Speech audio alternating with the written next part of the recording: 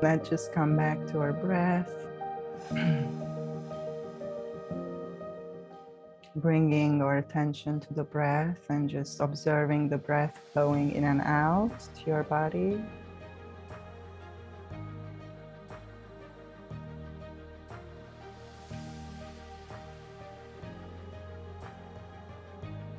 And allowing this breath to reach each cell, every molecule, every atom in your physical body. Imagining all your cells breathing as you inhale and relaxing and softening as you exhale.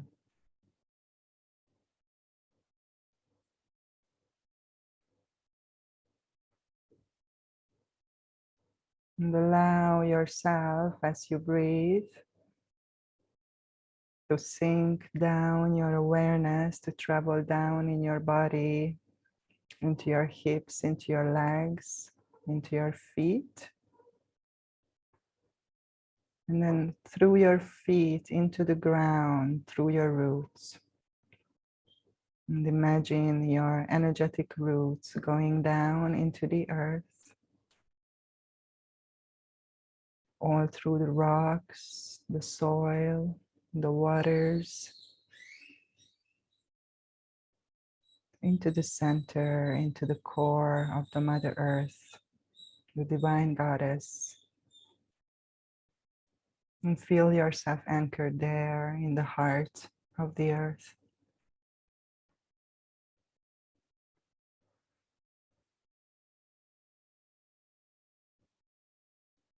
Giving ourselves permission to be held by the earth and to receive her nurturing, loving energy as we inhale,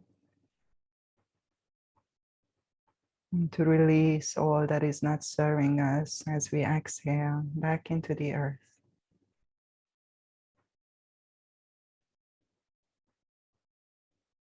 And just taking some purifying breath.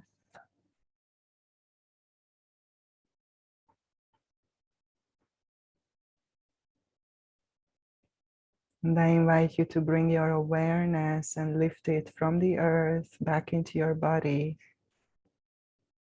up into your chest, into the throat, into your head, and out through the crown of your head.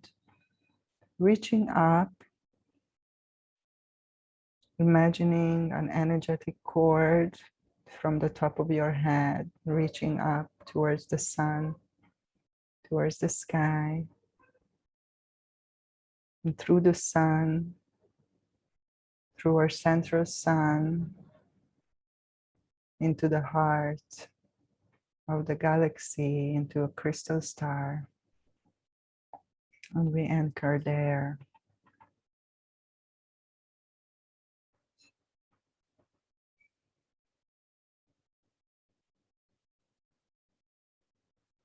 And just inviting our higher selves to be present in this space, in this circle, at this table. Inviting our ancestors, the representatives of light.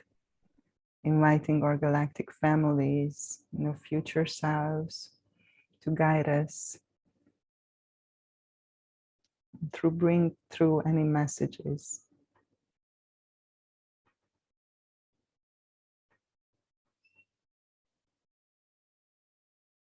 And just breathe into that, receiving this alignment, this connection.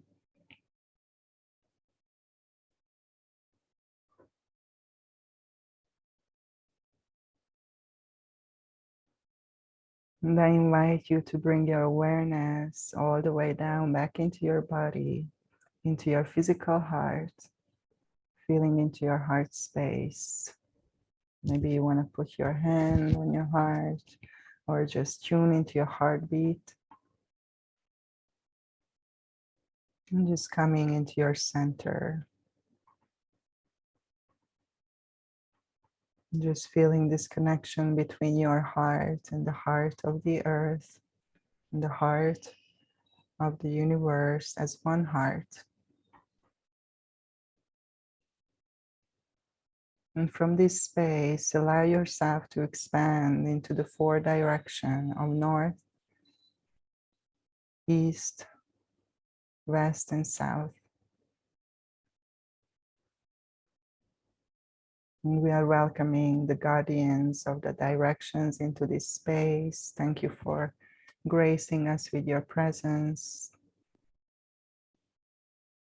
Please guide us and protect this space. And just visualize a rainbow colored light shooting from our hearts into all directions, connecting us with all hearts of love and light.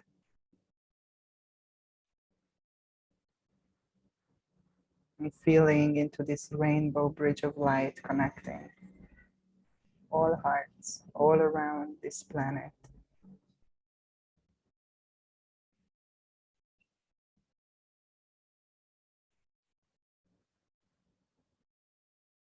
And we invite a rose gold color flame into this space, into this circle, to illuminate this space and to expand beyond our circle, beyond our physical location, all around the earth, all around the planet.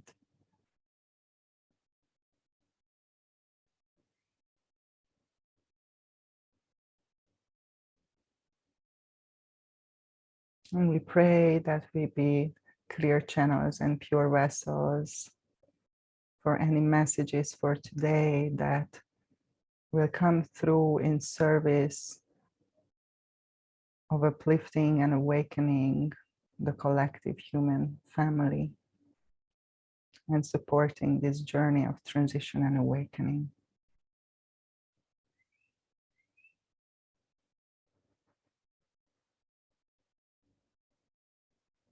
We are grateful to gather in this space today. Thank you for all who are present to grace us in this space.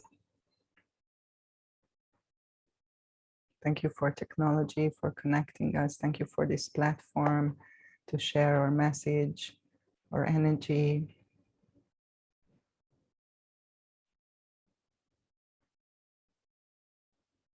Just taking another deep breath and widening your hearing, becoming aware of all the sounds around you. And just calling yourself back into this present moment now. And whenever you're ready, just opening your eyes.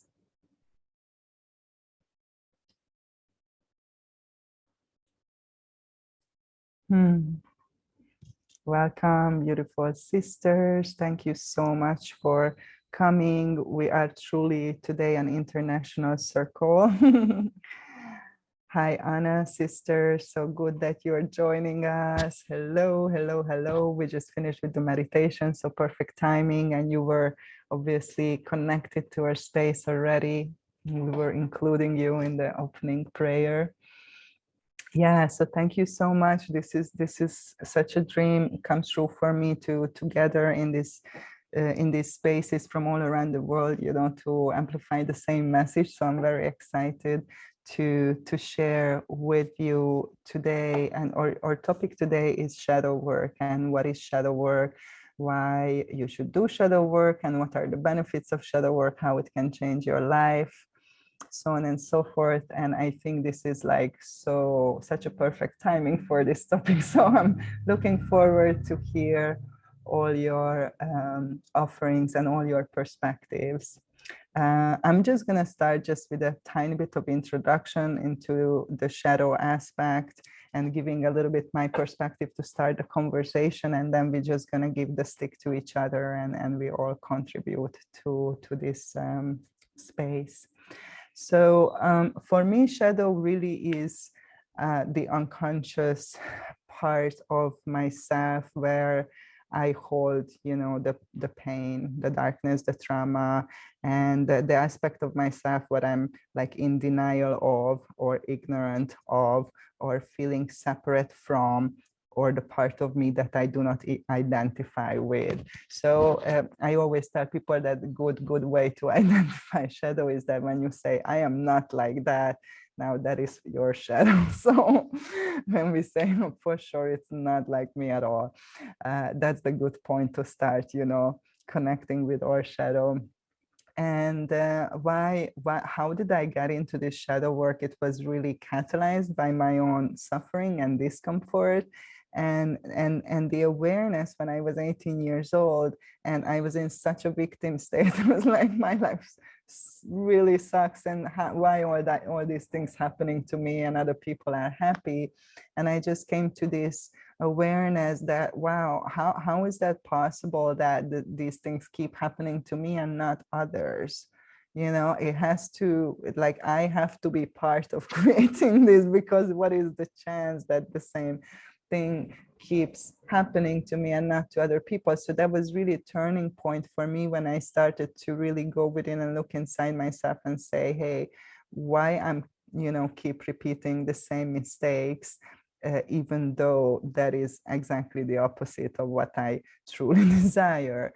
So shadow, the reason, you know, why I started to do this work was the realization that there is this aspect of me that I didn't even call shadow at the time, that keeps me in suffering, you know, that perpetuates pain in my life, that I become aware that is being recreated, and that didn't feel good. So that was what, you know, really pushed me into this like self-discovery and healing, and going deeper in that, and finding my own answers and finding the solutions. And really, I think if I want to give just a really short definition of shadow work, for me, it would be making the unconscious conscious, like bringing the light of awareness to those aspects that is a blind spot, that is like I'm ignorant of. And, you know, good way to do that is to look at the mirrors that other people are holding, but we're going to discuss that for sure.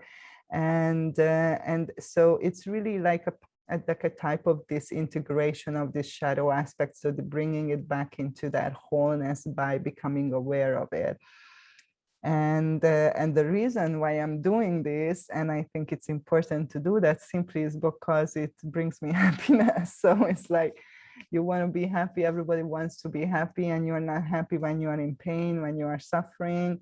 And so it's very practical for me, you know. I want to be happy, I want to feel good in my skin, in my life, in who I am, with who I am, and what I'm doing here. So, you know, that's really a big part of me, the reason and the motivation and the inspiration that is behind it.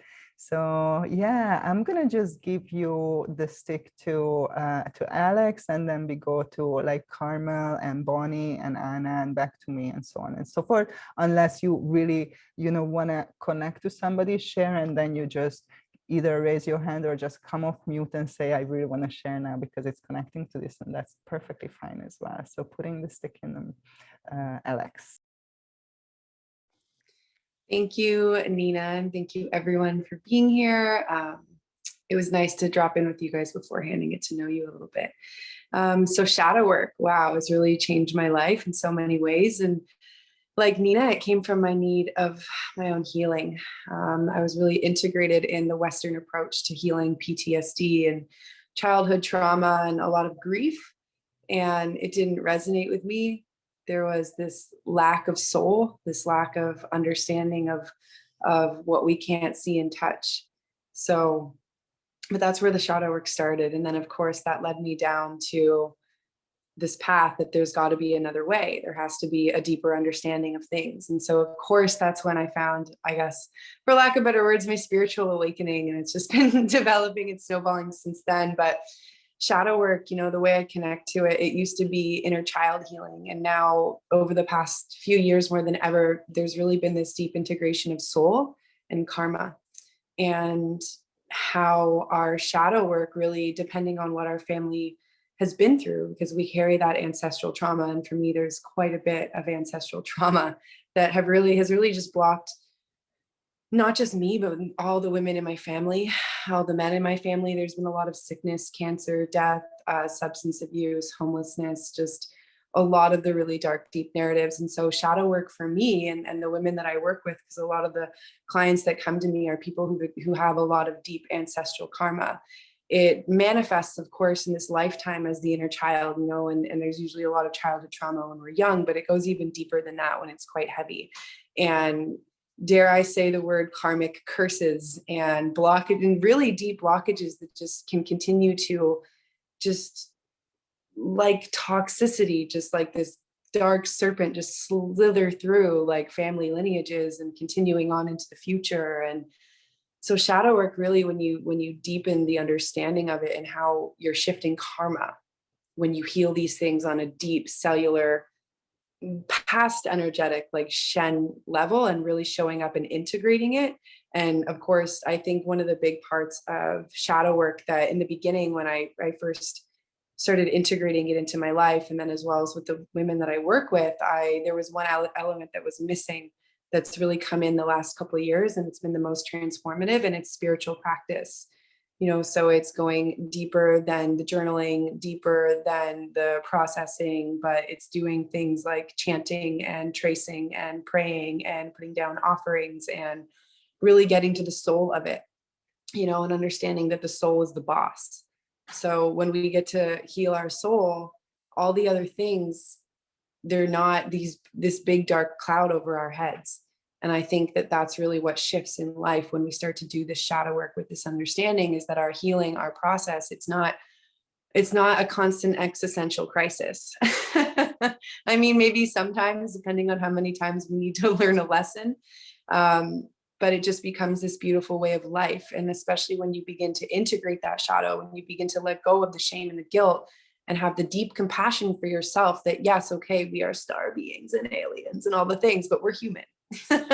Like, you know, for me, really understanding and healing the shadow is healing our humanness and living from a place of understanding of soul, and then using our spiritual tools and, you know, all the things in our toolbox and all the medicines and all the things to be good at being human. Not avoiding it, but being good at it. So shadow work, like I could sit here I'm going to pass the stick, because like, I don't know if you've noticed, but I could just keep going right now, because it's just such a powerful thing. It affects just like every area of our lives. So yeah, thank you, Nina, for opening this conversation. You're right. It's absolutely so needed right now. Everyone's shadow is out, all the ego, all the projections, all the like, this isn't about me, like, or this isn't about them. So thank you for the divine timing of this, per usual. And just thank you for you and your beautiful flower crown that represents so much. I love you. Stick in the middle. Thank you. Thank you, love. Passing the stick to Carmel.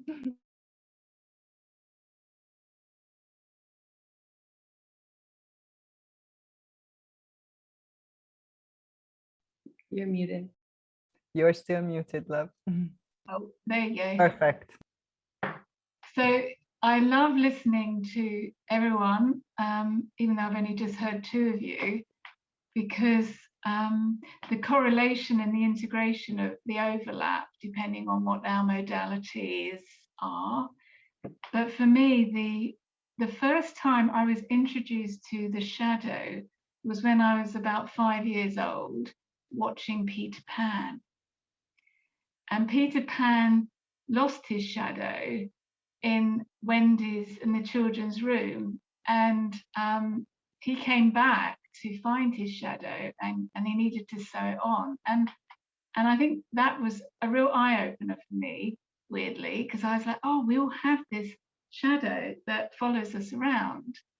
And if we lose that, what does that mean? It means the sun's not shining. Something really is missing. So this idea of we need the sun to experience the shadow. So a lot of times in my own work, people come to me and they're very much about, I've got to get rid of the shadow, got to get rid of it.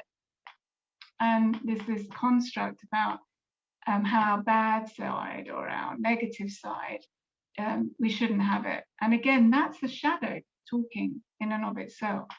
So yin and yang, up and down, black and white, good and bad, it's like the balance. So for me, when I do the work, which is bilateral in and of itself, both hemispheres are being ignited in EMDR, is that we're not trying to rid ourselves of anything.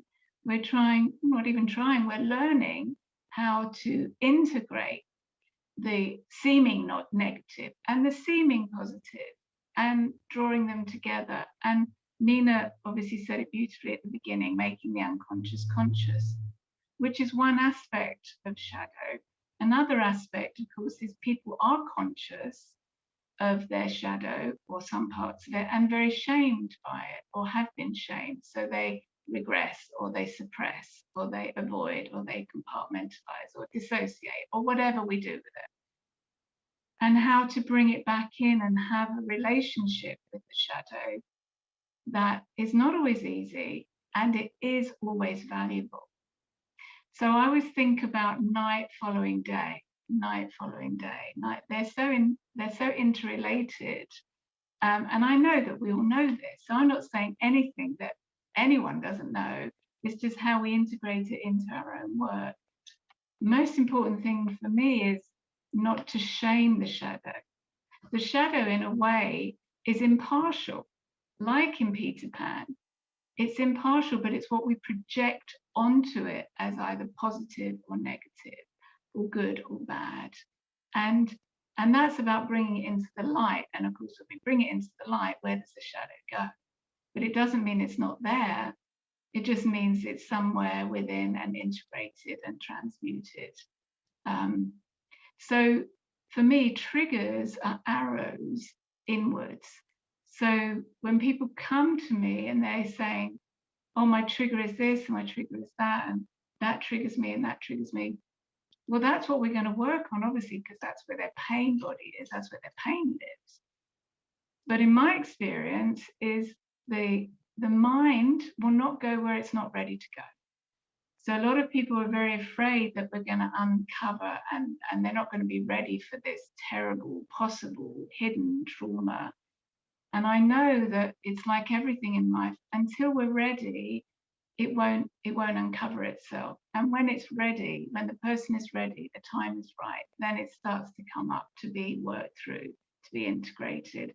And I really love that about my work, is that they might fear it, but I know with my heart that they won't go anywhere that they can't go, that they're not able to get to.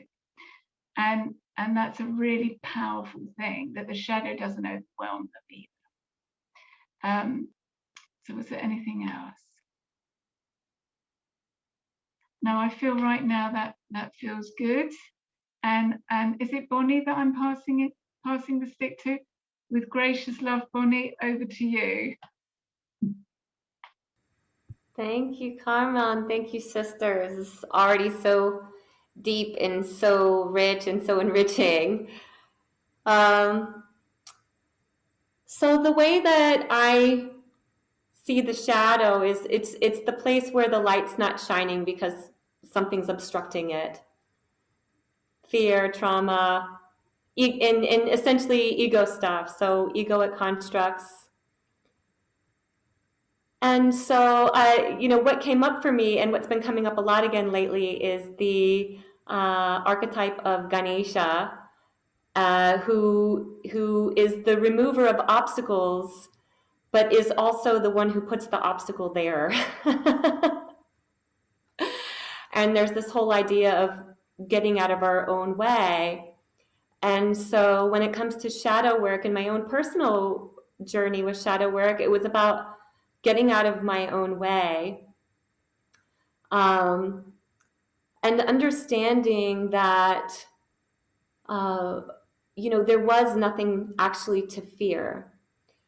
And so I had to learn to embrace the shadow, like Karma was saying, where we don't want to shame the shadow, But for so long in my journey, I did shame the shadow. I was very ashamed of, uh, anything that made me less than perfect in my own eyes. And eventually I began getting triggered, of course, by others and things that I didn't like in them. And lo and behold, once I started doing shadow work, came to find out that those were actually the things I didn't like in myself. And I was able to finally shine the light of my highest self there into those shadow places, to illuminate them and to learn to see them and just love them and allow them. And then as I did that, and shined the light of my highest self on them, the shadows just automatically illuminate, and therein lies the integration and the return to wholeness. That's a good start for me. Yeah. Thank you, sister. Aho to that. Anna, my love, giving this stick to you. Thank you, sisters. Yeah, everybody covered it, you guys nailed it. To add to all these beautiful things that everyone has said, I have a little different view on the shadow work, and that is that people get stuck in a loop with it, and it's hard for them to get out of this loop, and they dwell on the shadow and everything's oppressing, and like and it's so much like like beating yourself up, and it's just like this and what I've learned with working with the medicine is how we can flip that really easy, that we don't have to stay in that space, that we can choose to have the joy, and we can choose to be happy, and choose the love. And then with the grandmother medicine, I'm learning so much her compassion and her love that she has for us. And she shows us these shadow parts, but she does it with compassion and gentleness. And so there's this huge side for me with, a lot like what Bonnie was saying, is like shining your higher self, shining that light on it, and flipping it, okay, here's these shadows, here's these things we need to work on, and we all do, and it's all really good stuff, but like reinforcing it with the positive and with the self-love, and okay, what do we love about ourselves, and really put a lot of love, shine that love light on these shadows. And to me, that's just taught me so much, and how to work with other people too, to like come in with that compassionate side for it, and not to dwell on it. We can like really choose to like really be happy. And yeah, that's all I'll say for now, putting down the stick. Thank you, sisters. Thank you, Anna. Welcome. So good that you could make it.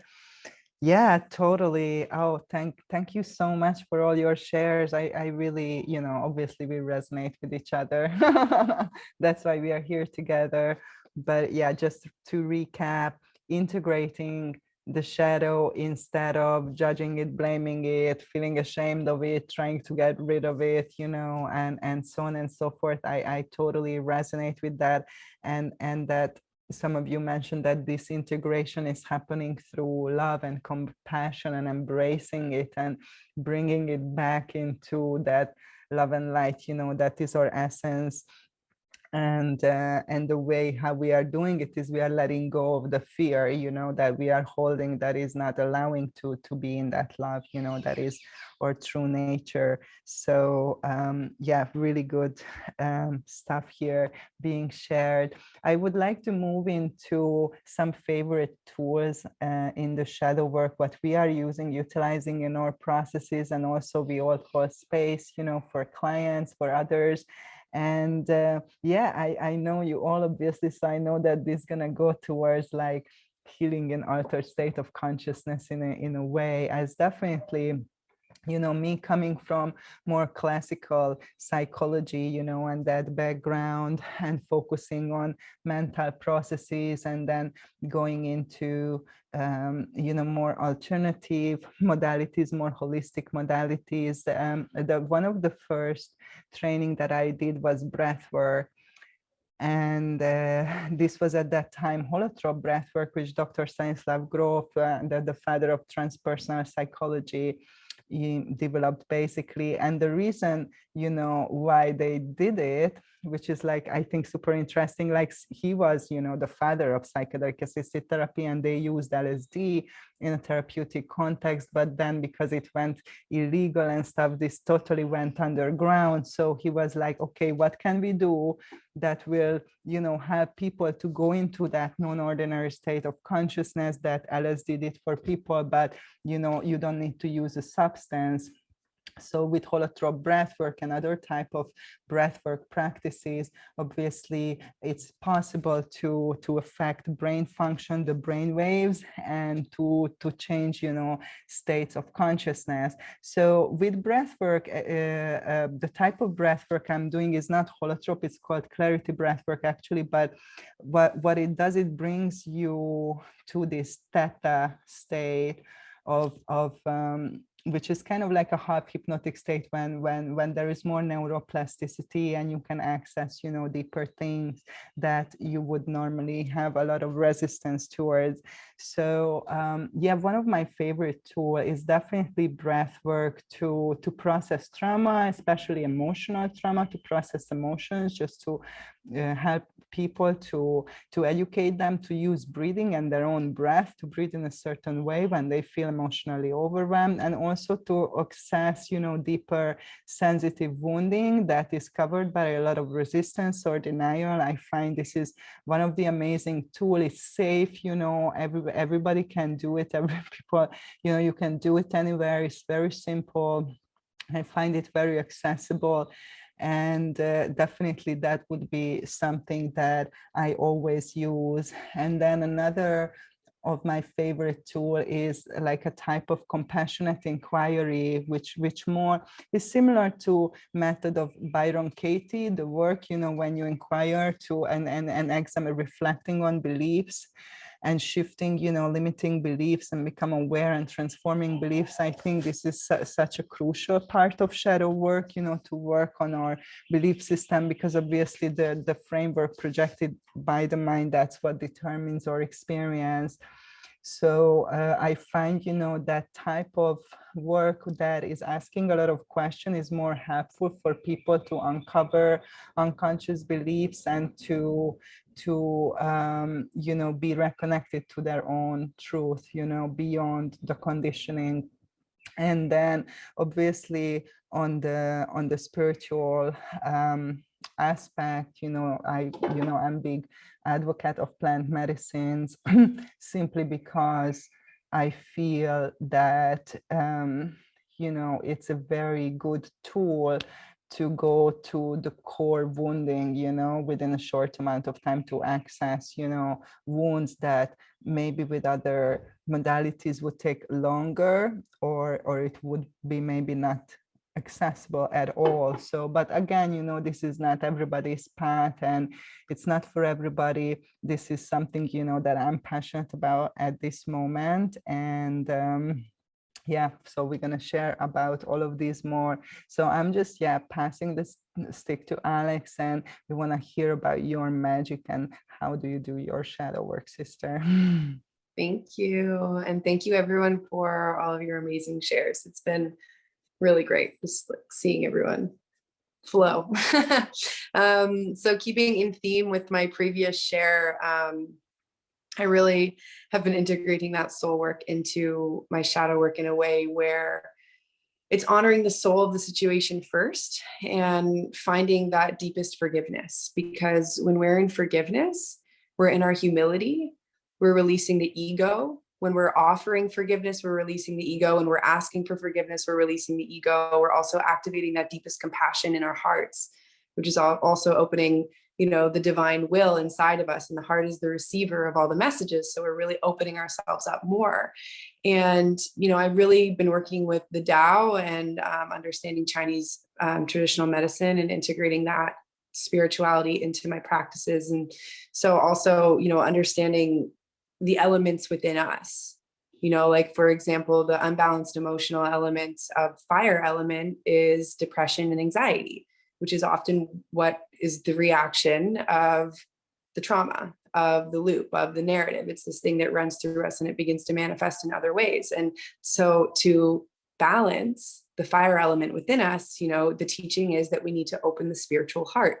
So when we begin to open the spiritual heart in a way we're like soul to soul, like I'm forgiving this person who, like, in my human 3D life, I think about them and I'm like, ah, or like, you know, there's just that, like, I'm so mad, like fire element, you know, and so it's acknowledging that you have that human aspect that's still processing and purifying. But if you go to the soul of the situation, so in those moments when something comes up, but for me, I'm like, okay, dear mind, heart, body, soul of this person, like, I forgive you on a soul level. I forgive you. You forgive me. Love, peace, harmony. And just getting back to that soul imprint that is so much love and joy, and being able to put the human stuff aside and just going right to that soul to soul practice, the other stuff will start to transform. And so then the integration becomes a lot easier. And this has been something I've been doing for myself, as well as teaching my clients. And this came from my teacher, Dr. and Master Zigong Sha, of course. And yeah, it's just been like life-changing. And it's as simple as writing a forgiveness letter, scribing to the soul of whatever it is that you're, and this is not just to human, like, because every inanimate object and concept has a soul.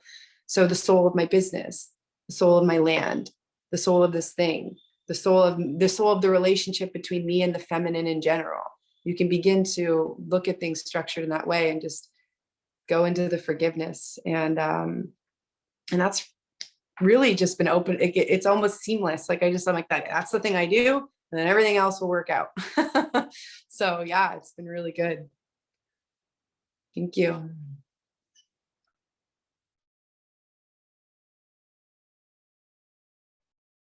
Thank you, sister. Passing the stick to Carmel. Okay. So, so for me, the tools that I use, so I come from a more westernized sort of ish background, and my primary work is EMDR. I mean, that's my trauma-based therapeutic work. I've done it for many years. But as a spiritual soul, that gets naturally impressed within the environment. So the idea in EMDR is that people come with their known traumas that they want to work on, or triggers, and we process that. And what's so beautiful about free association, which is what EMDR allows, is that the subconscious mind or the unconscious mind starts to come through organically, and it gets deeper and deeper, and they start to reveal more and more about the hidden aspects of their psyche. And it's what's so wonderful is when we get those aha moments when we're processing of the linkage of what led to what, and how and why and when and where. And such a forgiveness happens. It's beautiful when Alexandra was talking about forgiveness, because what happens in my work, or what I witness and what I know within myself, is that forgiveness is organic. It just seems to unfold so naturally. And it often shocks my clients that they can come back and say, you know, what I was feeling for all those years, it's gone. I just don't, it's weird. It's just, and I'm like, okay. And how does that feel that it's gone? Well, I can't quite believe it. And well, let's test it out a bit more. You know, what would you like to do next about that? And just kind of lovingly and gently allowing the forgiveness a space to evolve. So it isn't always conscious, which is really, really interesting for me. Often it comes up from the unconscious when we're not expecting it and shows up. That's very, very beautiful.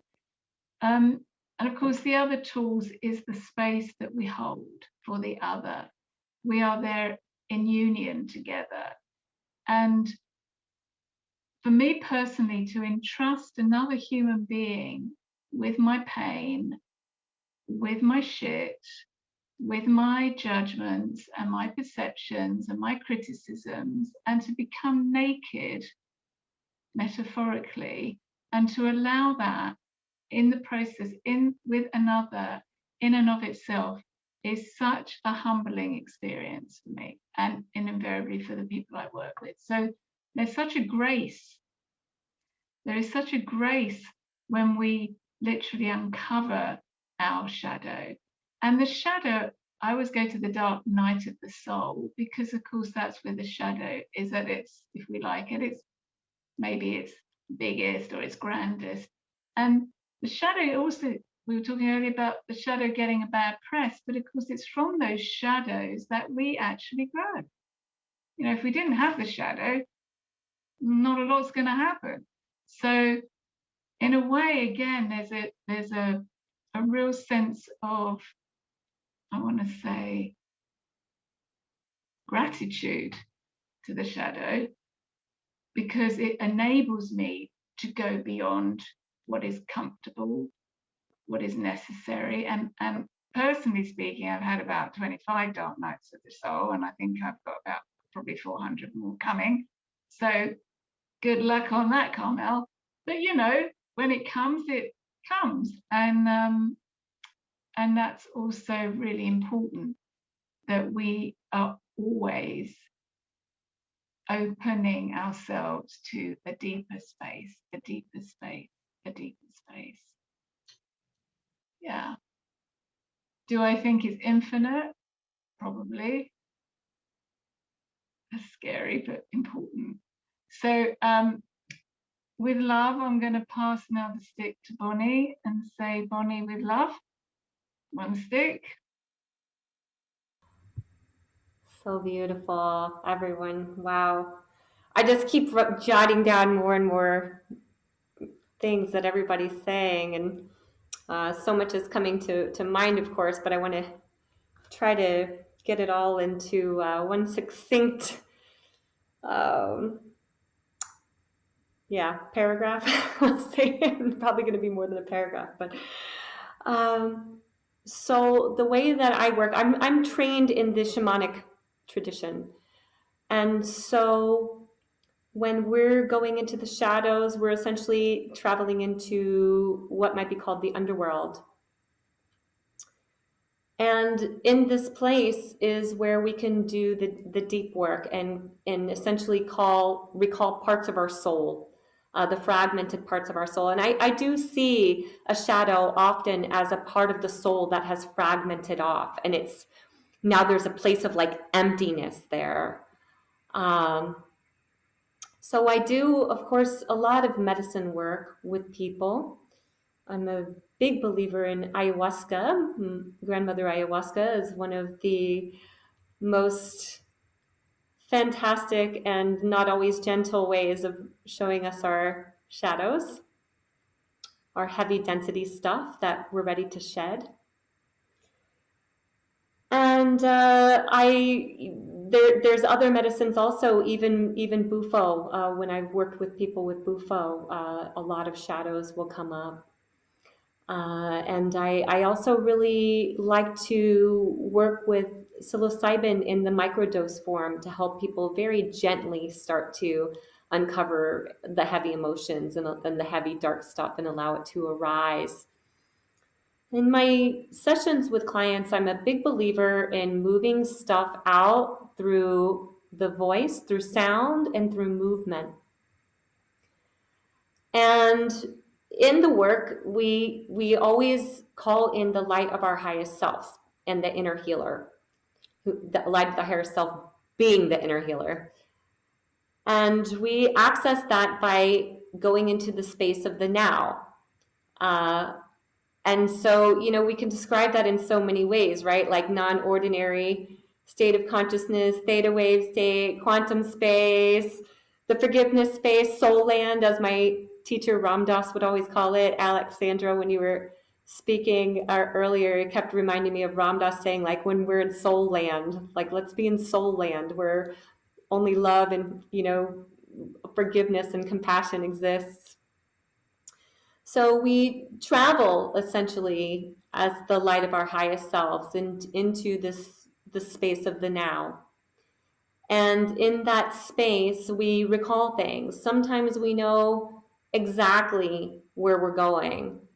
Sometimes we think we know exactly where we're going, and then we go somewhere else. I'm sure you guys see everybody nodding. You know, sometimes we don't really know where we're going, but you know, certainly we do end up going somewhere. Something presents. A lot of times, I'll do that somatically. So if we're having there's a real obstacle or some resistance, we start going into the places in the body. Well, where are we feeling? What's lighting up in the body right now? What part of the body is calling out? And then moving into that space with the light of our pure awareness, and then seeing what arises. So often what arises is a past version of the self that has had some sort of trauma. For example, sometimes I will have clients who come who are very scared that perhaps there's been like a faceless person or a faceless entity or a masked entity that's kind of always lingering around. And we can go into the space where they are safe and they're in their light of the highest self and they're in their highest power. And we are able to then shine the light of our highest self on that.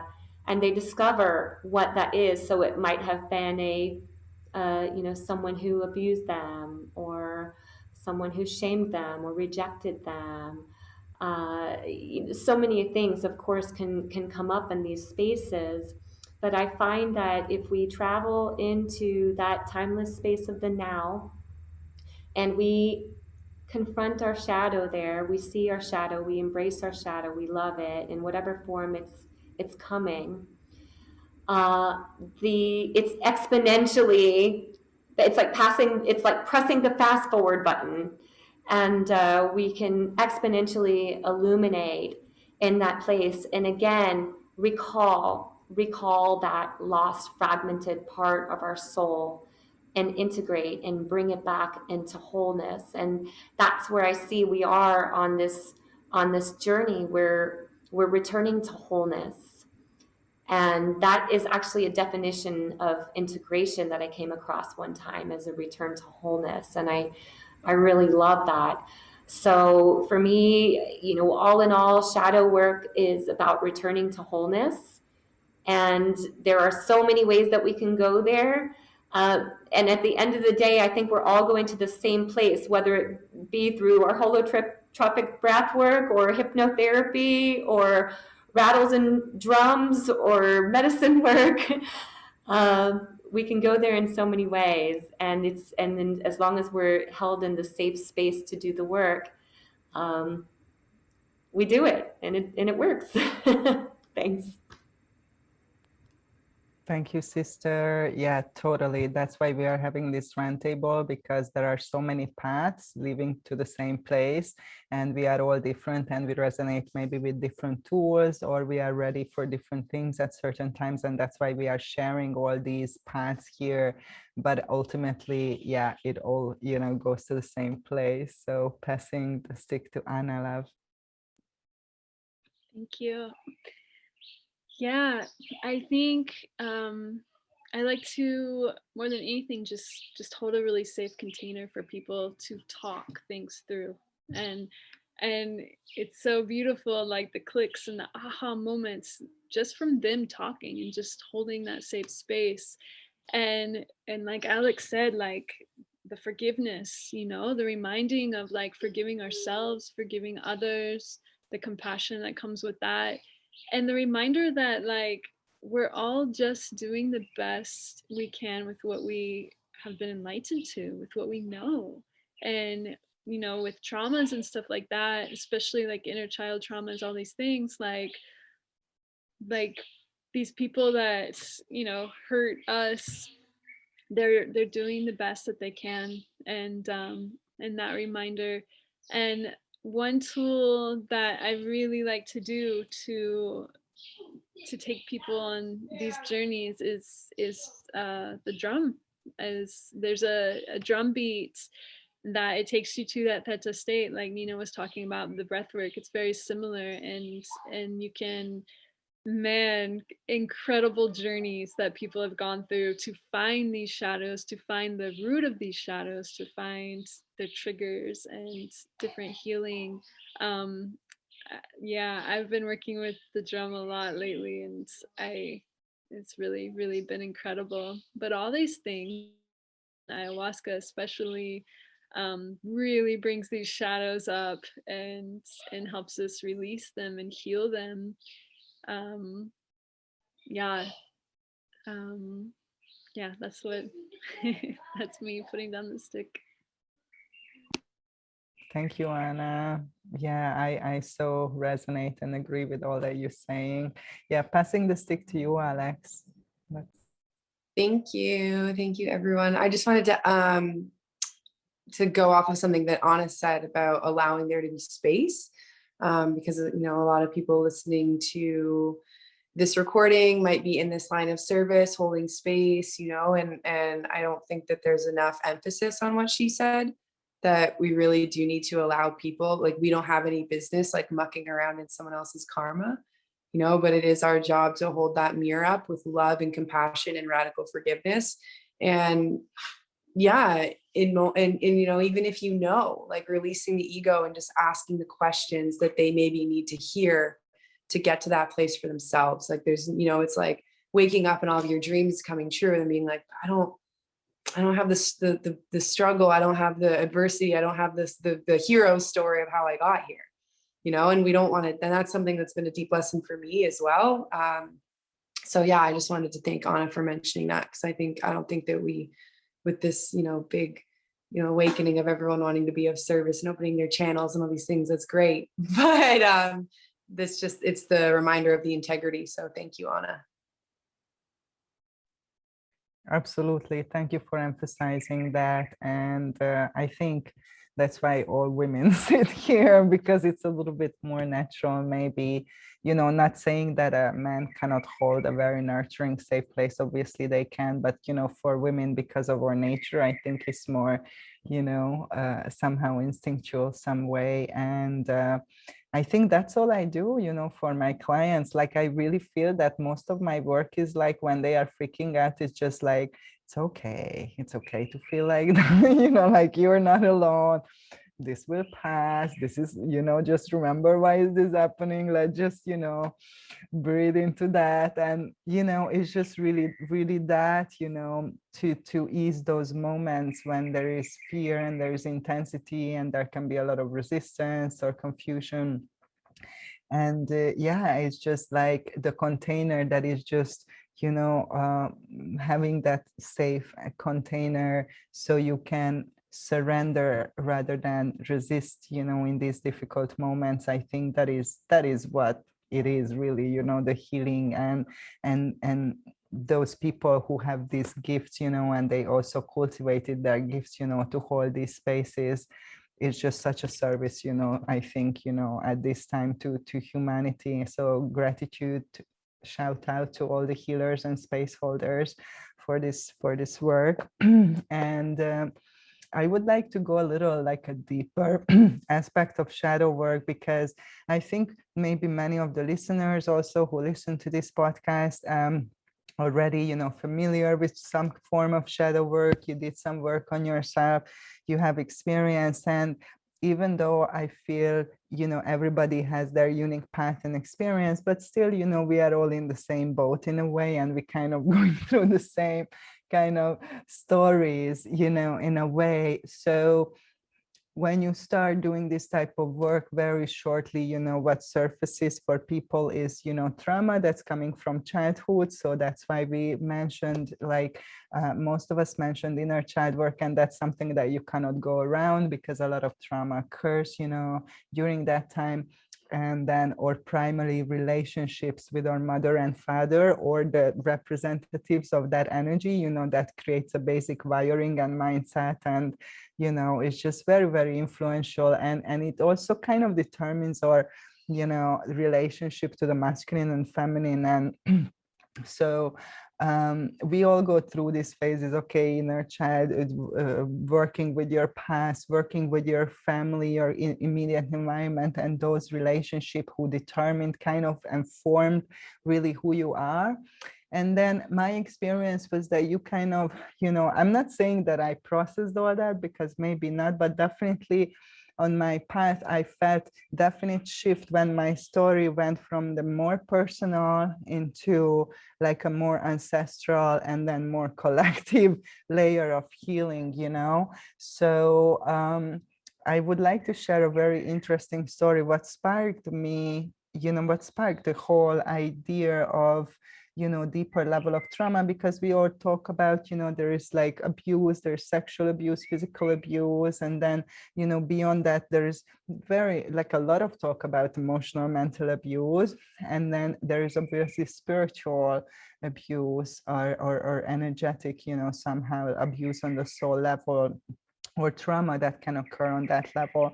So long story short, when I was 12 and I had my first menstrual cycle, I was introduced to this excruciating pain, which basically would go down every month, that I would just like vomit and pass out from the pain, and that would be like just check out. So they couldn't find anything physically wrong with me. My body was okay. My physical body was okay. My organs were working fine. They did all kinds of examinations. They couldn't find any physical reason why I would be in that level of pain, literally as a child every month. So they put me on all kinds of pills and contraceptive and so on and so forth. And then later, when I became a teenager and I learned, English, and we had internet and I had access to more information, I went more into, alternative holistic healing, anything that you can imagine. I try, obviously, to relieve the pain. So, and I could handle it to like, it did improve, in my life, to the extent that I wouldn't vomit or faint anymore, but I would be on like super hardcore, strong painkillers the first day. And I would just be in bed, literally. I couldn't work. I couldn't go anywhere.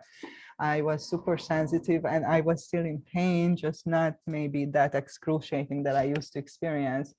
And it was just like a bizarre thing for me. It was just like, there was absolutely no explanation of why is this happening, apart from my mother just saying, oh, well, I used to have really bad, cycles as well, very, very painful. And my grandmother too. So there was this family story, how they all been in pain. There was this story that my grandmother, when she birthed my mother, that was like such a horrific experience for her. I don't know the details, but I just know that it was so bad that she didn't look at my mother for 3 days. She didn't touch her. She was like, I don't like you because you did this to me, kind of thing, And then, so it's interesting. I have a sister in my blood family, and she didn't have pain at all.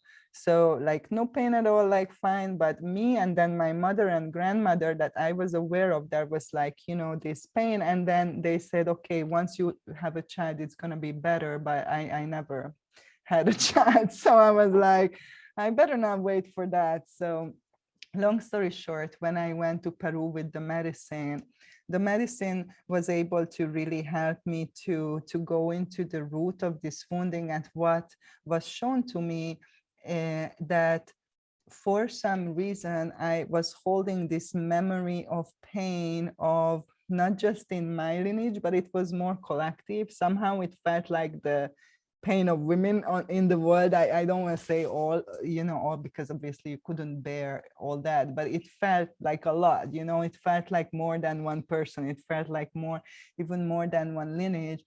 So what I was shown, that somehow I chose to take this piece of collective memory or pain to hopefully to heal it, I guess, why otherwise why would I carry? But I wasn't aware of this.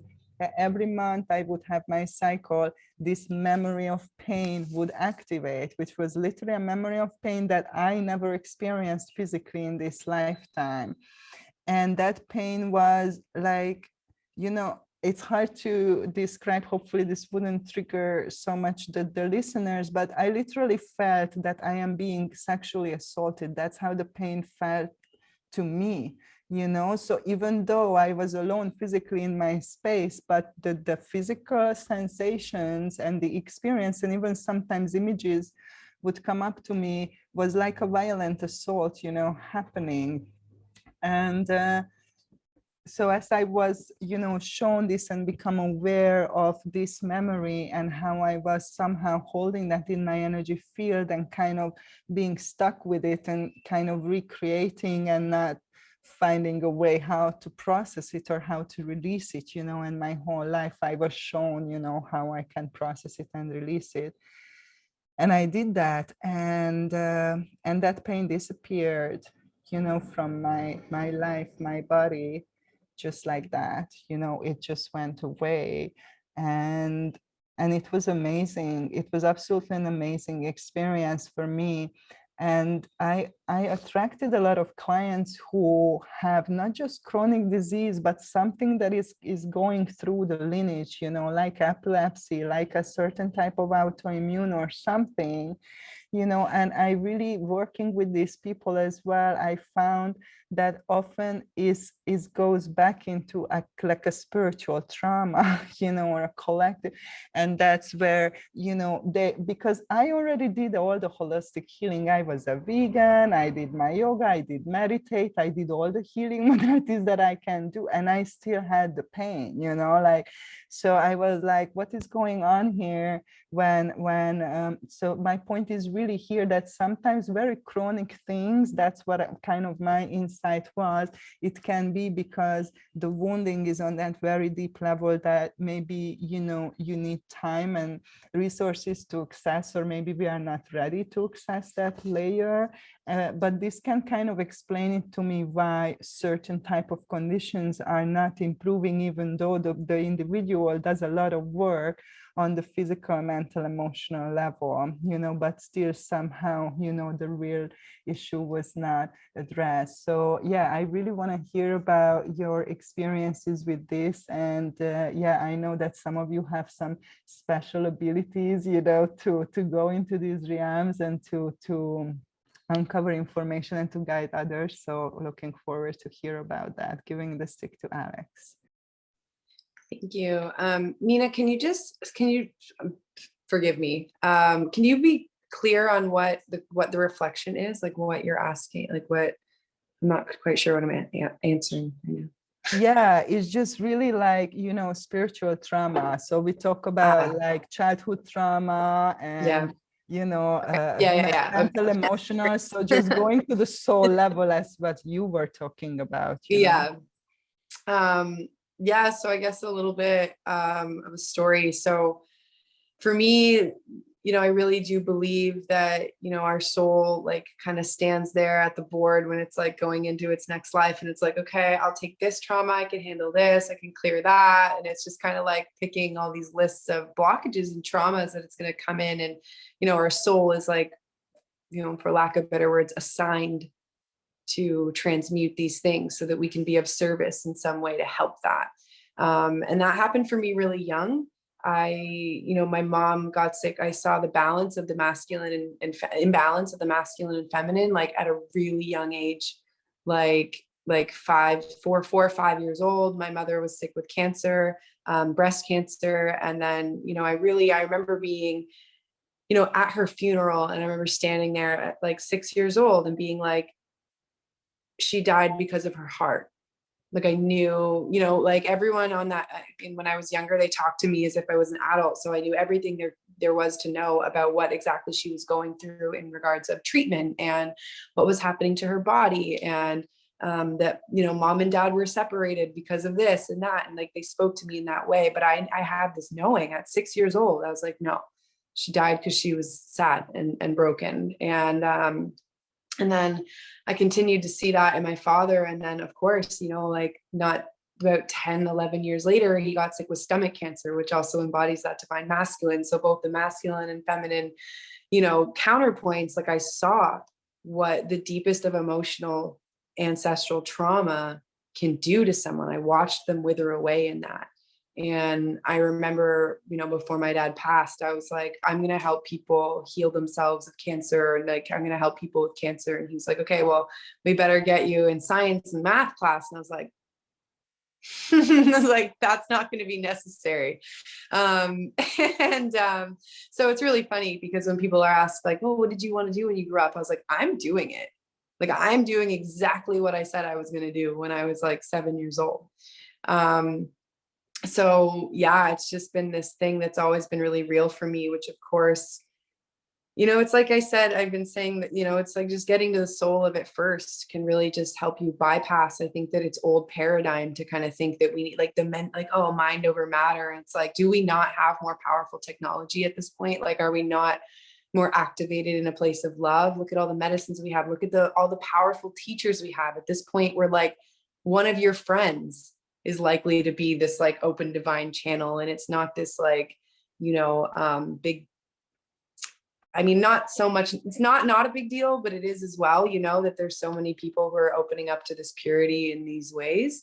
So yeah, it's really powerful to see. It's really powerful to see everyone having these understandings. And yeah, it's deep, you know, but then once you get to that, there's just all this freedom. Like I see the sign behind you saying, I am the dreamer. It's like I said, it's like, once you understand it in this way, it's not a big cloud over our heads. Like, it's just like, oh, my soul chose this. Ah, I see. Okay. That changes things, right? Maybe I'll have some gratitude. But yeah, so thank you for that. And just as Yeah, Alex, don't put the stick down, because I want to just, you know, okay. ask you about, you have some very nice tools, you know, to work on that level. You channel some light language, you have some Yeah. powerful prayers and some powerful Yeah. forgiveness practices. Do you want to share a couple of little gems, you know, with the people, that what you do to work on that level, you know, to help yourself and others? Yeah, of course. Thank you. So actually this calligraphy behind me, I was actually just tracing it for about 30 minutes before we got on this call, and I was doing some yin practices. And so I've really been connecting to the Tao. And when I say the Tao, I don't mean Taoism, but I just mean oneness and deep karmic law. And, you know, in the law of Shen Qi Jing, which all of these Eastern practices, you know, abide by, is that everything is made up of soul, matter, and energy. Our deepest healing comes from symbology, you know. So there's like, you know, where we put our hands is where the healing happens. Like we heal our physical body and our chi, the matter and the chi. And then through mantras and singing, we can, you know, go into the energy of things and really connect. But then it's those symbols that really bring us into that Shen medicine, into the soul medicine. So when we work with powerful symbology like this one, that you see that it's Mandarin and usually the symbols are separate, this is one. So this is a powerful healing calligraphy called Ibiza, and it means one stroke calligraphy. And this lineage specifically was passed down to my teacher from one of the last lineage holders of the healers of the emperors in China. And so I trace calligraphy and I pray to the calligraphies, and essentially, you know, when we're with the calligraphies, we're with the Tao Cheng, which means the light field.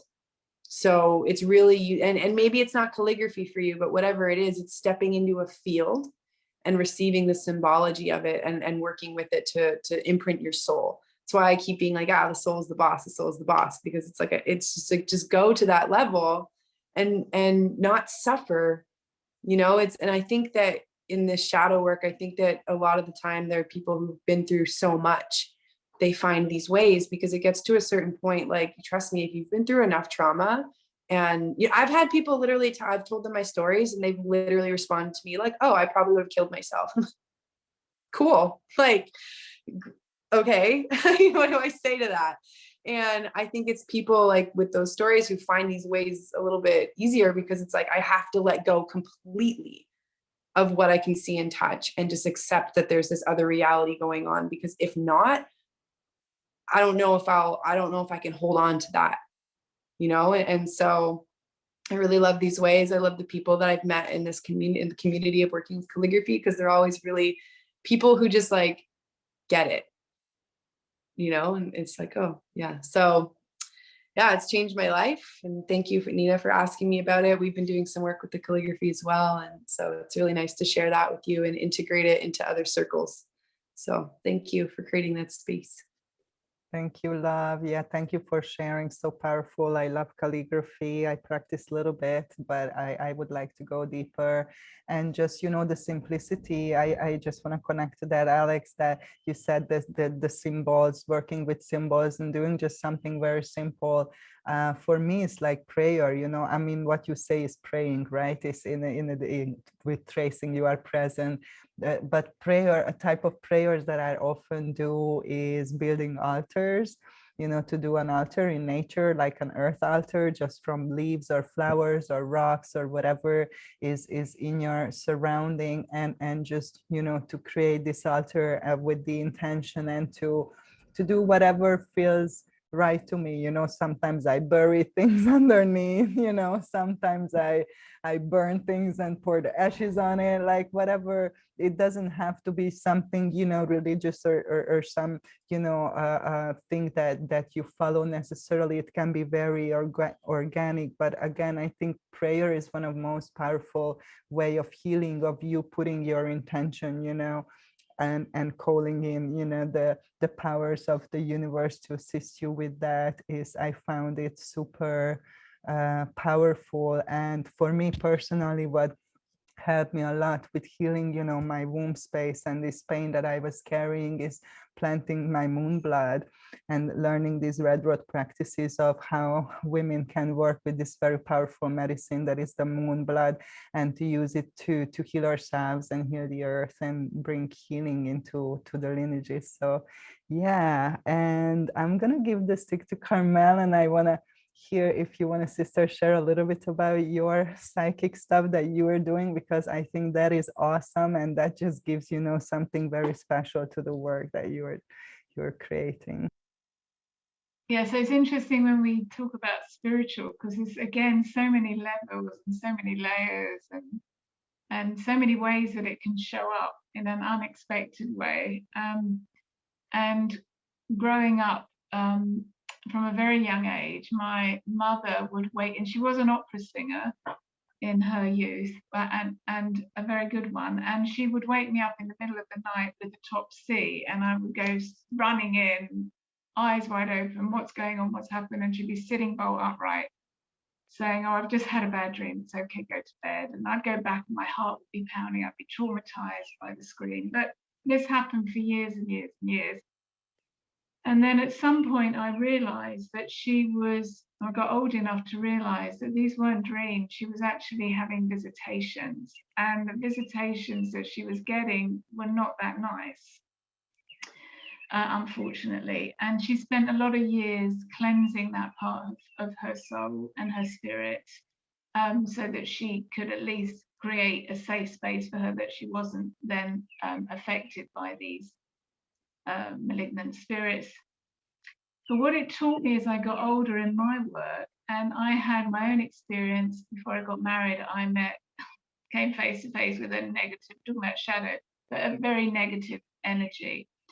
And that totally changed my life in a way, because it attacked me. And when you can't see what's attacking you and you don't know how to stop it, it's the most powerless, helpless position that a human being or any being can be in.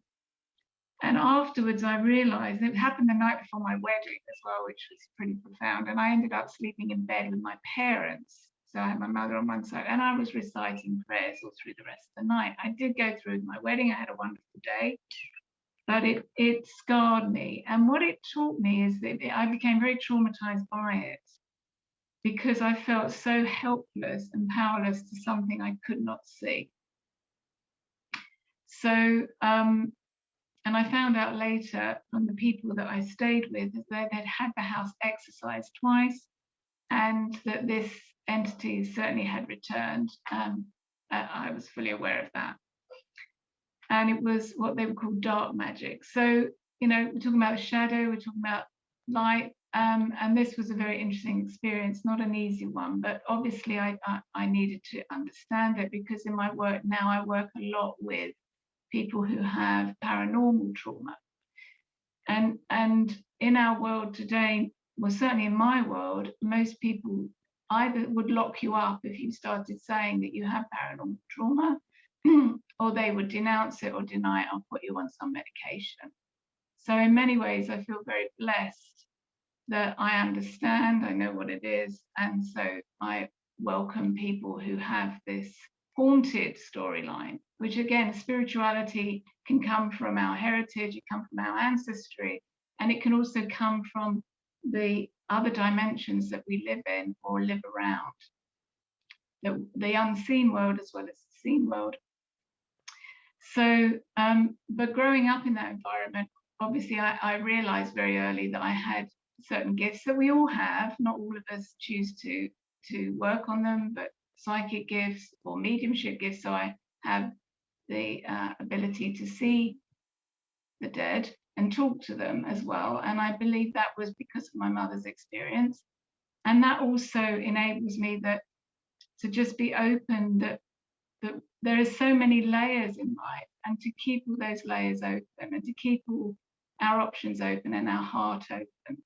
And when I get someone who comes to me who says, oh, you believe me, this is the first time in my life that I've met anybody that believes I actually had this experience. For years I was haunted at home, I was bombarded, and we will process it like we process any trauma, but it is a paranormal spiritual trauma.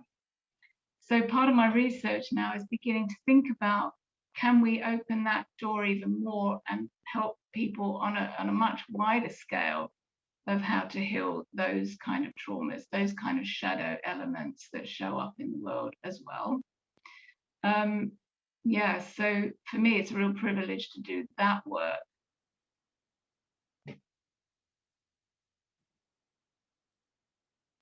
Thank Bonnie? you for your service, sister. Yeah, that's so awesome. And yeah, just great. Big gratitude for you creating these spaces, because I totally agree there is still such a stigma on it.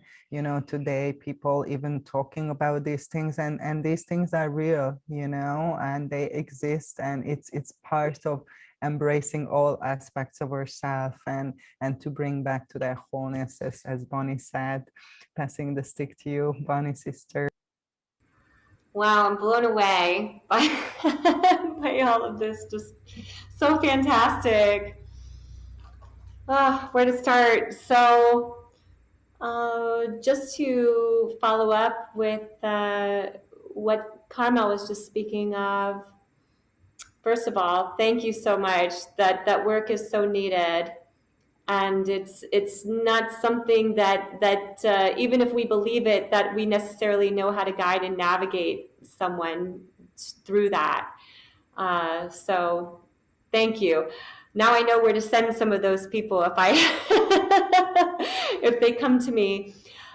So I do work with dark entities, with things that have attached, things like that. And for that, I use primarily a crystal, so a vocal crystal, and invite basically the entities to be released.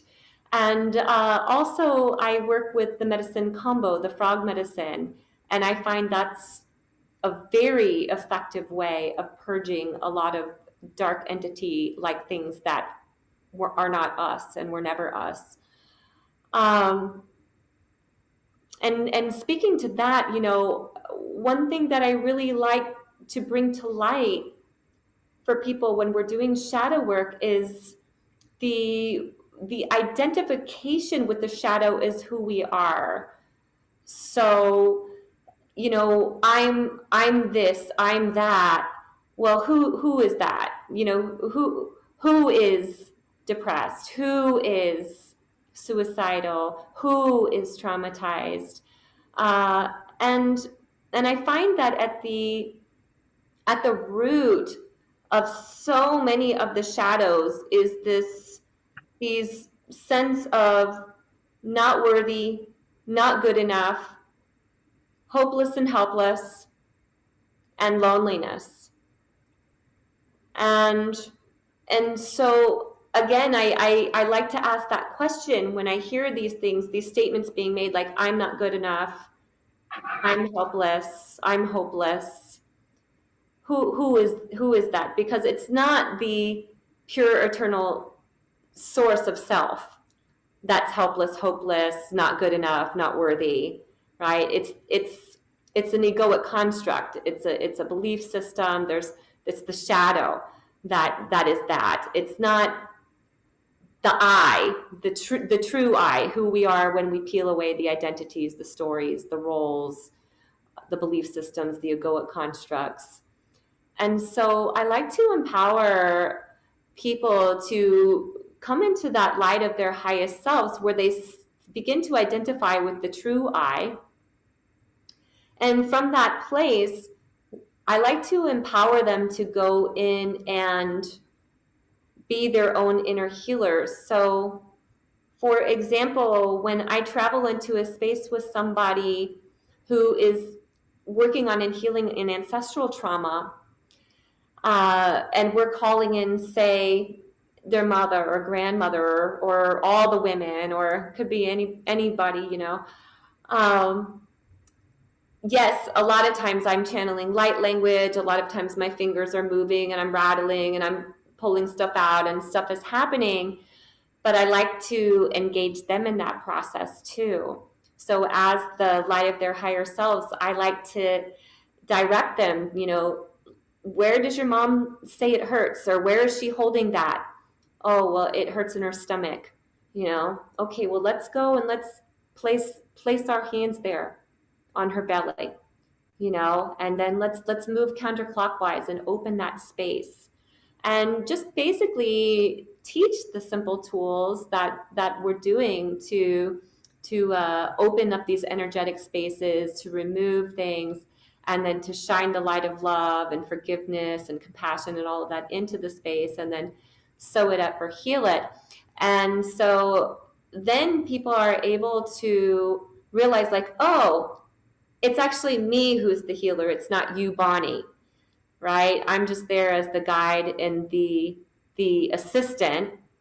And then from that place, they're really able to make a profound shift because they start to see, like, oh, the true I is the I that is not helpless, is not hopeless, is absolutely worthy, is absolutely super powerful, and absolutely is the alchemist and can do the healing. So I find that to be really one of my favorite ways to do the work these days. And I find that, you know, it, again, like Alexandra was saying, sometimes it's mantra. Sometimes it's just allowing sounds and voice, which travels across all the 3-dimensional, 4-dimensional spaces. And so when we begin to allow our bodies to make sound, it travels into all of the realms of all the parallel universes, and we can heal all of that just with the medicine of our own voice and our own sound. So yeah, so many things. I also just wanted to acknowledge too the prayer, and bringing people into prayer, and how that truly is alchemy. And even, you know, I sometimes read Christian literature and they talk about the science of prayer sometimes, and the studies that have been done on prayer, and how you know, we're bringing in intention and all of that. And of course, that's when we're also moving into that higher self, soul level place, when we're working with intention, and again, becoming the alchemist and the healer of our own experience. So I'll leave it at that. Thank you.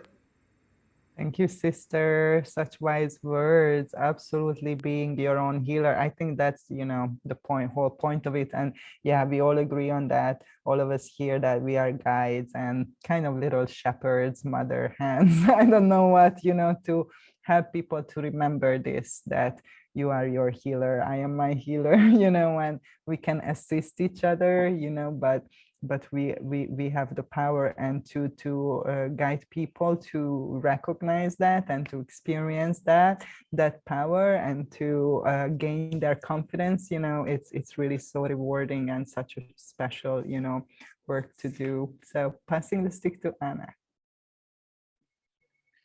Thank you. One thing I like to do is to remind people too that these things come up because they want to be shifted, and that they're like strong enough to shift it, that they can do this, like they were like chosen to break these generational curses. One thing I do the most is just the fire, get them in front of the fire, bless them with cedar, like bless everything, clear everything, let them breathe, and like the and then the release that comes. I've had people where like abuelas will like appear to me, like standing over them and like come on, like you can do this, like we've chosen you, you can do this. And it's just so sweet to like be able to relay those messages, and like Nina was saying, like they're the true healers, and to like just like give that encouragement. And I know for me personally, ayahuasca has been the biggest thing to deal with these things. Something that maybe I've dealt with in my physical body or something, and just asking her, what is the root of this? Where did this come from? And then, yeah, it's always the lineage, or it's always childhood. I just have incredible me something, and it's just like, wow, I would have never been able just to guess that, because we forget. I mean, you don't forget, but we bury things. And yeah, she's to me the best tool to bring up these things and get to the roots causes. Putting down the stick. Thank you, sister. And yeah, it's so nice to hear, the sounds of the insects behind you from the forest. And Anna has this amazing piece of land that she is a guardian of in Costa Rica. And I hope, sister, it's okay to share you holding this beautiful space, for ceremony on your land and creating this community and this awesome place. So thank you for your service. Like, we appreciate you so much. And oh my gosh, I think we can just continue for hours and hours, but let's wrap it up for today, and then we can just dive into a different topic next time. What I would like to kind of complete with is just a little side note first on black and white magic. I met a lot of people, they kind of believe this love and light, and one of my teacher calls it the pink fluffy cloud, and kind of in denial of the shadow aspect, which is, in terms of magic, we call it black magic and white magic. And that's my understanding on this, is really it's the same energy being polarized and expressed in a different way. So for me, white magic is healing, which is, using this energy with the intention of healing for the benefit of all, with the consent of all the people who are involved. And basically, black magic is to use that energy, to personal gain, again, like without consent of person who is involved, or even with the intent to harm or to destroy something. So, but the energetic, really, the energy is universal, the expression is different. So for those people who believe in white magic but not black magic, my question is, how is that possible? Like, if you believe on one side, we are in this dualistic plane, right? This is the expression.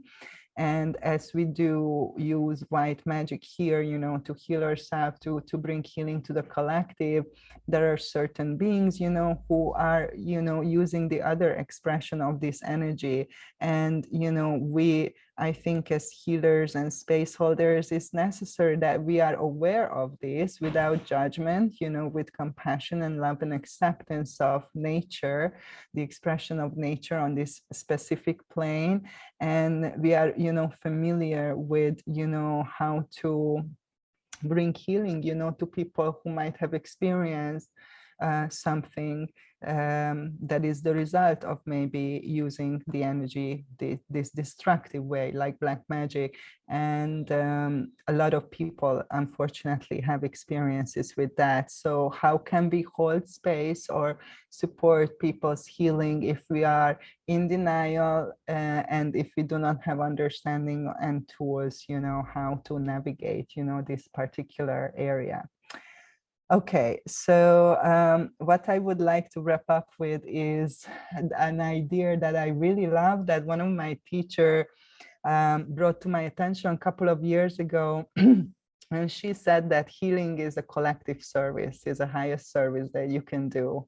Healing yourself, you know, you are creating, when you heal yourself, you heal your lineage, because there is no linear time, you heal your ancestors, you heal your descendants, you break the chain of pain, you know. So just by healing yourself, you are contributing to the collective healing, to breaking patterns, to cleansing humanity, to cleansing generations, you know, lineages. And that is just so valuable. So big shout out to all of you who are listening and you are doing this work. Thank you, thank you, thank you. And if you are a healer and supporting others, you know, even more bigger thank you to be a part of this process, because this is what's happening, you know, that healing starts on the level of the individual, because we are making up the collective, we are making up the human family. So the more we do this healing and come in back to that wholeness and that love and that illumination that we were all talking about, the more, you know, as a collective, we will be able to create a different reality that I believe will be much more pleasant and loving and nice and happy, hopefully. And that's why we are here. That's why we are sharing all this, which is, you know, such an honor to share this space with you all. So yeah, what do you think about healing as a path of, as a spiritual path, really, you know, and as a collective service? Giving the stick to Alex. So yeah, thank you, Nina, for touching on that. And thank you for all your beautiful shares. And again, just thank you so much for creating the space as we get closer to the end of this container. Just thank you, thank you, thank you. And yeah, just to keep it really simple, when the greatest service we can do is to heal ourselves, because in doing so, it's again, like everything else falls into place. Like there's nothing to worry about. There's nothing to feel like we need to prove. If everyone could do this work, the world would be such a harmonious place. So I'm just going to leave it short and simple as that, is that doing this work changes the world, changes the generations, shifts the vibration of Pachamama, heals all the planets, galaxies, and stars, like not just here, but like everywhere, right? So yeah, thank you. And thank you to everyone listening, and thank you to everyone who holds space and does even more listening. Putting down the stick. Thank you, sister. Passing the stick to Carmel.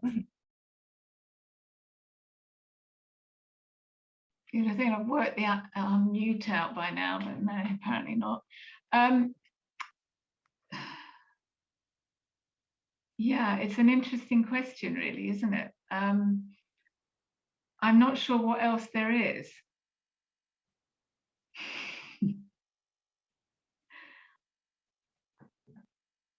I think I'll leave it there, really.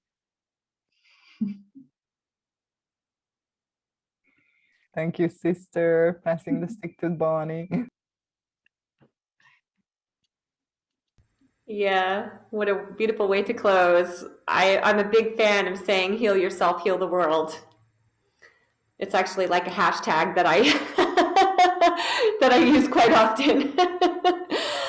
Absolutely. You know, when we heal ourselves, we're healing for our ancestors, for the collective, for all of humanity, for the galactic federations, for everything. We're healing for everything. And like Alexandra was saying, if we all just healed ourselves and focused on ourselves rather than trying to fix everything that's going on out here, the world would be a really harmonious and balanced and beautiful centered place.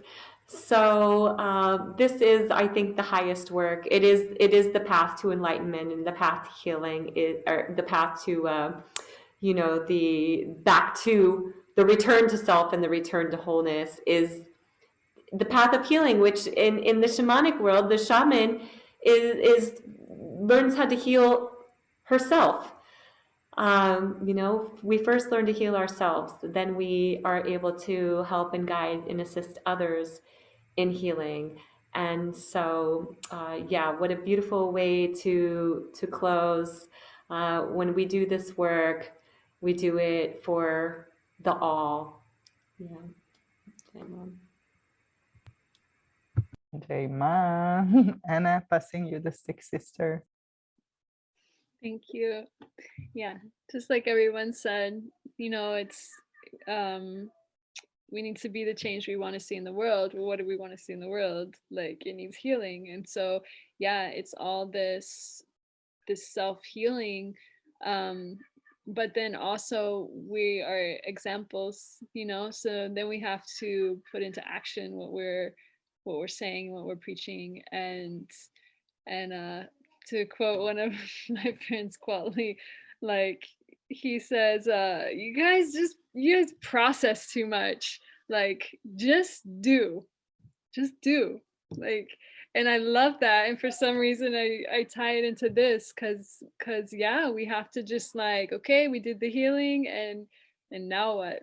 Like, now we get to, like, go help the world, and we get to be that example, and we get to change the world. Putting down the stick. Thank you so much, sisters. I so appreciate you. I love you. Thank you for being here. And let's just, before our closing the space, let's just go around one more time. If you have any offerings or content that you would like to share with our audience, then please do that. What I have going on right now, I have a new YouTube channel, Healing and Awakening with Nina Itzel, because I realized that a lot of people stopped reading. So I have this blog that nobody reads. It's this kind of video blog, like YouTube version of it. And there is a lot of information, educational information I put out there, completely free. And then obviously following this podcast or roundtable. And if you want to learn more about ayahuasca assisted therapy, I have a podcast and my offerings on avatarhealingarts.com. And currently the next workshop that is up is an emotional release workshop that I have a container for men only, and then I have a container that is open to everybody, and it focuses on helping people to understand more their emotional nature, and then giving them practical tools to help themselves to release suppressed emotion and also to express emotions in a more healthy way. So go to avatarhealingarts.com/workshops for that. And I'm gonna give the stick to Alex. And what do you have going on, sister? Thank you so much, Nina, and thank you for sharing your beautiful offerings with everyone. So if you want to get into contact with me, to anyone listening, you can reach out to me over Instagram at She Is Your Medicine, and in there's my email and a link tree, and there's a lot of free content. You'll find some meditations on Spotify. You'll find a free Facebook group called The Aligned Healer, which is for other coaches and mentors and guides to start to, again, find the soul of their message and how to show up in a way where they can just be who they are and be that with grace. So that is there. Lots of free stuff in there, and it's becoming a really nice community. And then for anyone who wants to work with me one-on-one in self-healing containers, you can just feel free to reach out to me via my email or just even through DM on Instagram. That works out great. And so thank you so much. Thank you, sister. Carmel, giving you the stick. Do you have anything you would like to share, or any space for new people to come into your practice? So obviously I'm open to anyone who has paranormal trauma or any kind of trauma that's outside of the framework of what we perceive as normal, whatever that is. Please come and contact me. I'm always open to any kind of storyline. My website is www.carmelclark.com, and just come and write an email and we'll get in touch. Thank you. And also just to thank Nina also, and all the beautiful women here. More amazing and wonderful to hear everybody's stories. So I'm really, because I'm a bit of a lone wolf. I'm a lot on my own. So it's really nice to connect with others, and really beautiful. Thank you very, very much. Thank you. Thank you, sister. I know, I so appreciate you coming, sharing this space with us. I know that you are, you know, a little bit of hermit sometimes, so I double appreciate you coming here and hope you will be with us next time as well. Bonnie, my sister, what's going on? And we're gonna do some stuff together shortly as well. We are going to do some stuff together. So we'll be, yeah, I guess we'll be putting that out primarily through like Facebook and Instagram and on our websites. So one of these days, soon, I hope, my book will be coming out. And that is called The Place Beyond the Story. That is about my journey beginning in 2012, the quintessential dark night of the soul journey, and then a really fun exploration through India and Southeast Asia, and meeting grandmother ayahuasca, and how I began to peel off the layers and to discover who I am beyond my stories, my identities, and my roles. And so I would say hopefully by the end of the summer, I'm going to have that ready to go. I'm always just popping up with things as they come in. So sometimes I'm doing embodied voice activation workshops. That's something I'm really passionate about. And I often will do work on what I like to call reclaiming your inner Yoni. So that's work for women to establish or reconnect with the space of the Yoni as our guiding compass and energetic life force. So I don't have any of those planned at the moment. I just got through a few of those, but there's always more to come. My website is iwanttoheal.com, and I'm as Bonnie Davina Ma on Facebook and Instagram, and I do private work also through Zoom. Thank you, sister. Okay, so I have another website for you. I think Awaken and Ascend. Is that still live or that's not?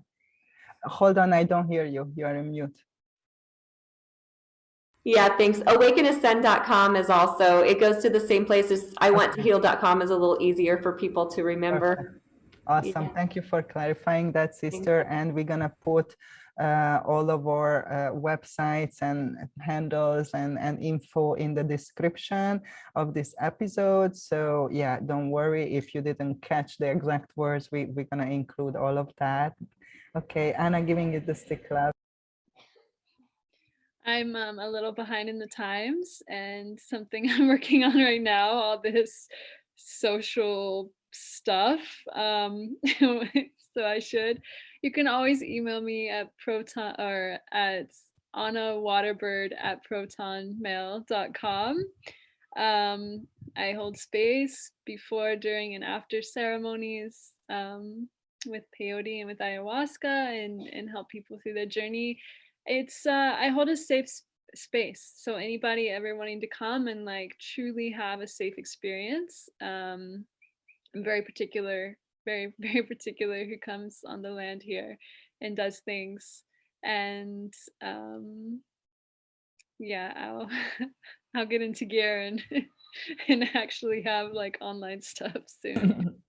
Thank you, sister. We are all on that journey, and absolutely, I had the privilege to sit with you on your land, plant some seeds together. What a beautiful experience. So yeah, all of you, especially if you are out there as a first timer, I would say that never did medicine but really called to work with medicine, definitely connect with Anna or Bonnie, please, who are holding both like amazing, safe, really high vibe places, you know, for people.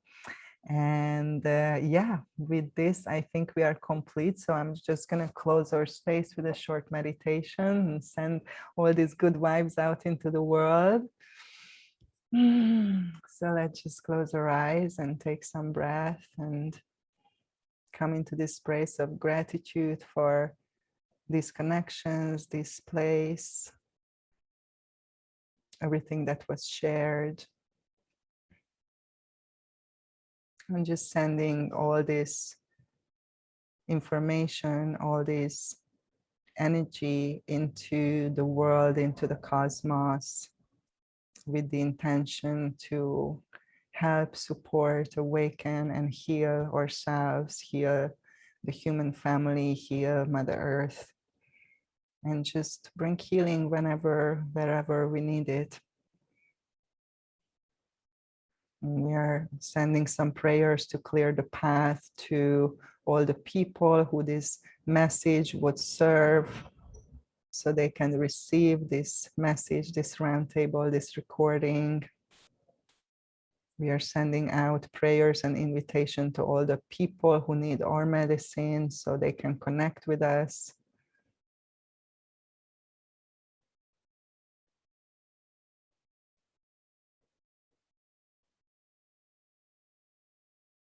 And we are seeing the world and ourselves as already whole and healed.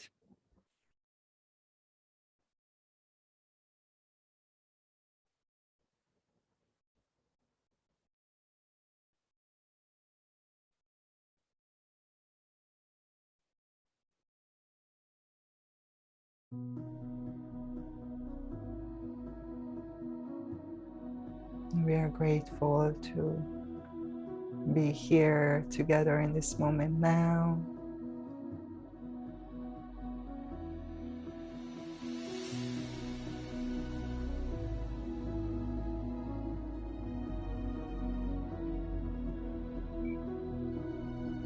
And we are slowly come back whenever you're ready. Open your eyes. You can come off mute and just say your goodbyes. Thank you, thank you, thank you. Love you, love you, love you. Thank you so much, everyone. So beautiful. Lovely sharing space with you. You were awesome. I learned so much. Thank you. Thank you. Thank you for holding space. Thank you. Thank you, sisters. Have a wonderful, magical afternoon, evening, and yeah, talk to you soon. See you soon. Love you. You. Bye.